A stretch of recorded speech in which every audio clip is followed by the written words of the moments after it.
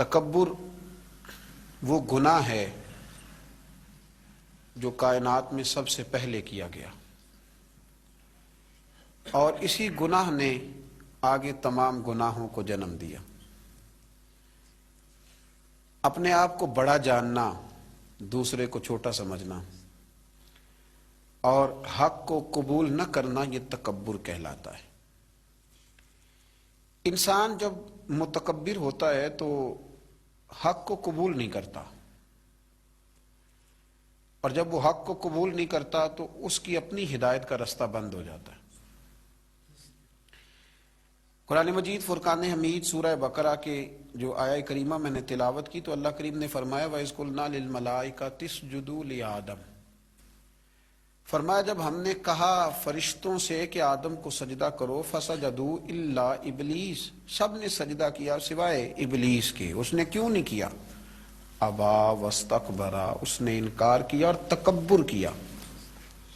اس نے تکبر کیا، وَكَانَ مِنَ الْكَافِرِينَ، تو کافروں میں سے ہو گیا، تھا وہ کافروں میں سے۔ اس نے تکبر کیا تو اللہ کے حکم سے اعراض برتا۔ اس تکبر کے سبب شیطان جو معلم الملکوت تھا، جو فرشتوں کا استاد تھا، جس کو جنت کا خزانچی بنا دیا گیا تھا، جنوں میں سے یہ تھا ابلیس، اتنا بڑا اس کا درجہ تھا، لیکن کیا اس نے؟ تکبر۔ لوگوں کو تھوڑا سا منصب دیا جاتا ہے نا تو بہت اونچا بولنے لگتے ہیں، تکبر میں مبتلا ہو جاتے ہیں۔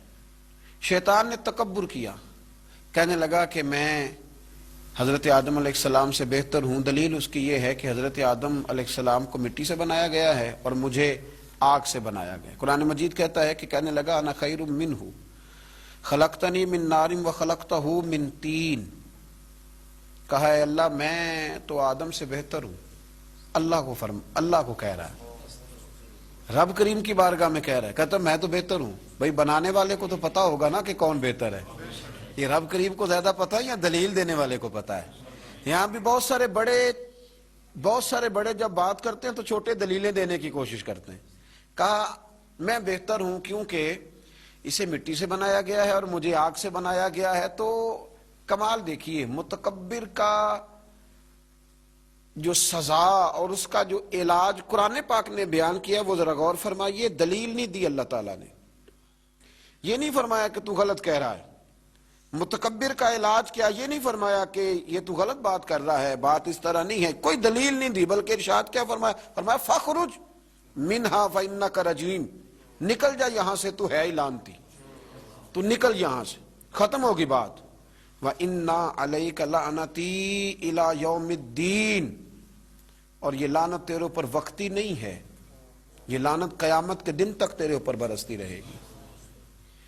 جس نے تکبر، لیکن نا جو آدمی الجھ جائے گا اس کو تو دلیل دی جائے گی، تو جو تکبر کرے گا، ایک آدمی کہیں الجھ گیا ہے، اس کو ضرورت ہے کہ اس کی تربیت کی جائے، اور ایک تکبر کر رہا ہے، تو متکبر کے بارے میں رب کریم نے یہ ارشاد فرمایا کہ اس کو دلیل تھوڑی دی جا رہی ہے، اس کو تو کہا جا رہا ہے فَخْرُجْ مِنْهَا، تو یہاں سے بس نکل جا۔ یہ سزا ہے متکبر کی۔ دنیا میں پہلا گناہ جو کیا گیا وہ تکبر ہے، اپنے آپ کو بڑا جاننا اور دوسرے کو چھوٹا سمجھنا۔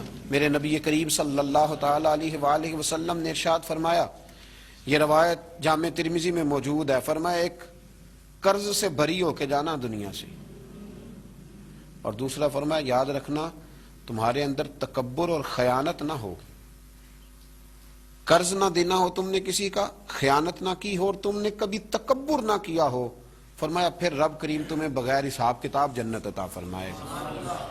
ان چیزوں سے بچنا، گویا حضور فرماتے ہیں ان سے تم بچ گئے نا تو باقی گناہوں سے خود بخود بچ جاؤ گے، باقی معاملات خود بخود سمٹ جائیں گے۔ ان سے بچ کے رہنا